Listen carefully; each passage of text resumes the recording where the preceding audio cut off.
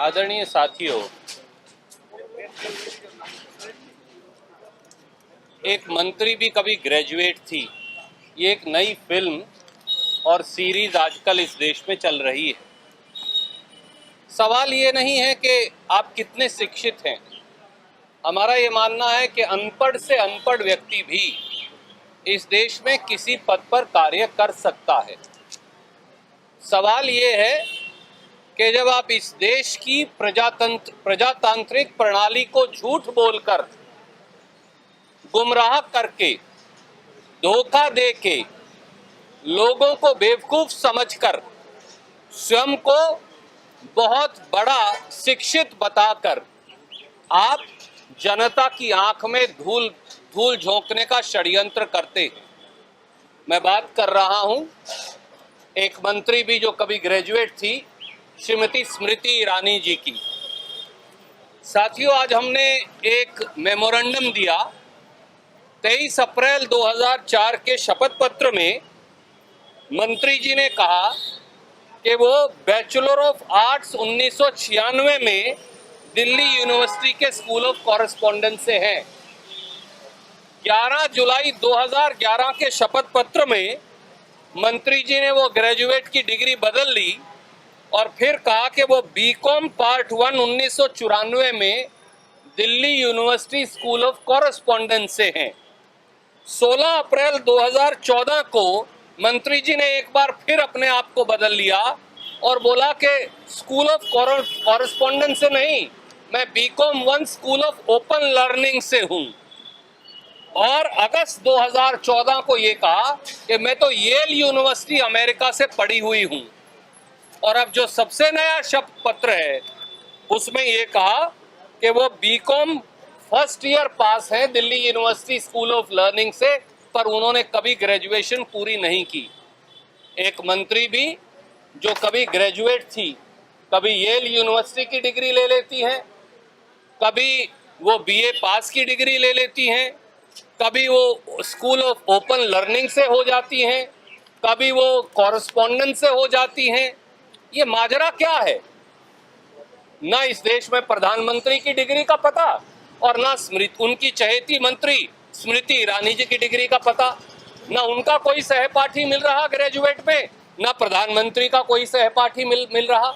ये मजाक नहीं, ये गंभीर बात है, क्योंकि इस देश की आंखों में धूल झोंका जा रहा है। बार बार लोगों को, प्रजातंत्र को बेवकूफ बनाया जा रहा है। इसलिए हमने कहा है कि ये करप्ट प्रैक्टिस है और ऐसी मंत्री को खारिज कर देना चाहिए उसका नॉमिनेशन, क्योंकि जो 4 शपथ पत्रों में इस देश की जनता को, चुनाव आयोग को, प्रजातंत्र को भ्रमित कर सकती हैं, क्या उनको चुने जाने और रहने का अधिकार है? इसका निर्णय चुनाव आयोग करे।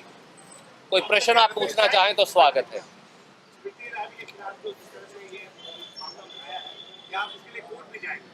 देखिए आदरणीय मित्र, ये चुनाव आयोग का मामला है।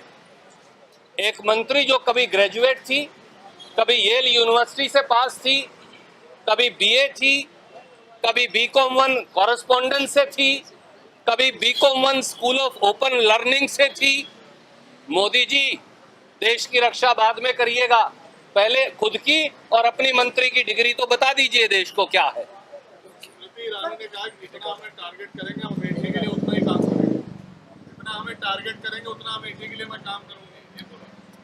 अमेठी के लिए किस प्रकार से मोदी जी ने भेदभाव किया है, किस प्रकार से अमेठी में स्मृति ईरानी जी ने केंद्रीय विद्यालय को वहां से बंद कर दिया, किस प्रकार से अमेठी में जो वहां सरफेस ट्रांसपोर्ट का एक पूरा सेंटर था उसको उन्होंने खत्म कर दिया, किस प्रकार से आईआईटी के जो सेंटर बनने थे वो खत्म कर दिए, किस प्रकार से अमेठी के साथ दुभात और जिस प्रकार से दुर्व्यवहार किया जा रहा है ताकि वहां के नौजवानों और जनता को जो एग्जिस्टिंग प्रोजेक्ट्स हैं वो भी पूरे ना हो सके, ये पूरा देश जानता है। इसकी पूरी लिस्ट हम आपको कई बार दे चुके हैं, पर ये अमेठी की जनता है, उनकी आत्मा मन के अंदर राहुल गांधी जी और उनका प्यार और स्वभाव समाया है, वो कभी मिटने वाला नहीं इस प्रकार के प्रपंच और ढोंगी व्यक्तियों से। मेनका गांधी का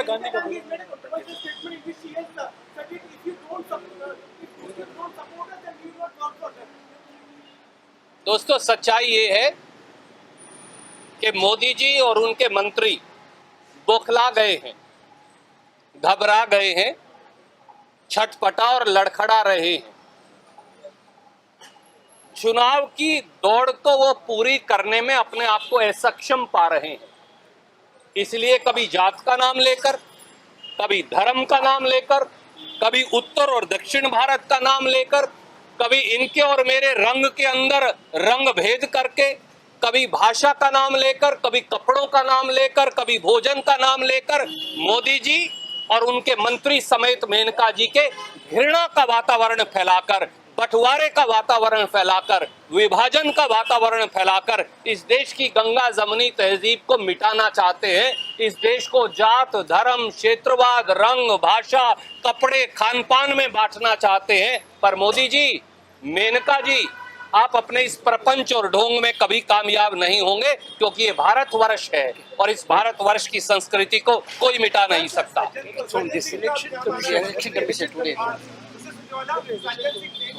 May I also add one more line? हमने चुनाव आयोग को कहा है कि ऐसी मंत्री को जो जात धर्म के आधार पर नफरत और बंटवारा फैलाए, ऐसी मंत्री को एक दिन भी कैंडिडेट बने रहने का अधिकार नहीं।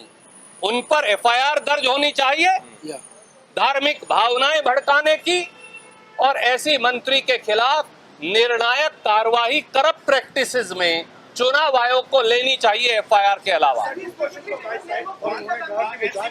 जी बिल्कुल, मैं श्रीमती मेनका गांधी के बारे में कह रहा हूं और फिर दोहरा रहा हूं।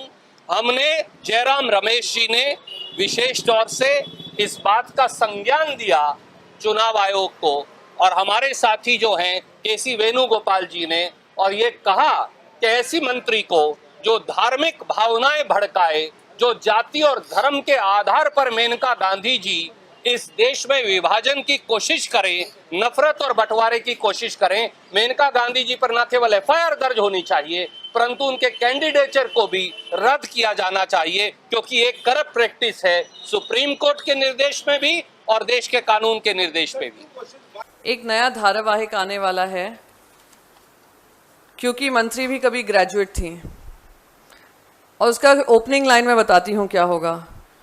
क्वालिफिकेशन के भी रूप बदलते हैं, नए नए सांचे में ढलते हैं, एक डिग्री आती है, एक डिग्री जाती है, बनते एफिडेविट नए हैं।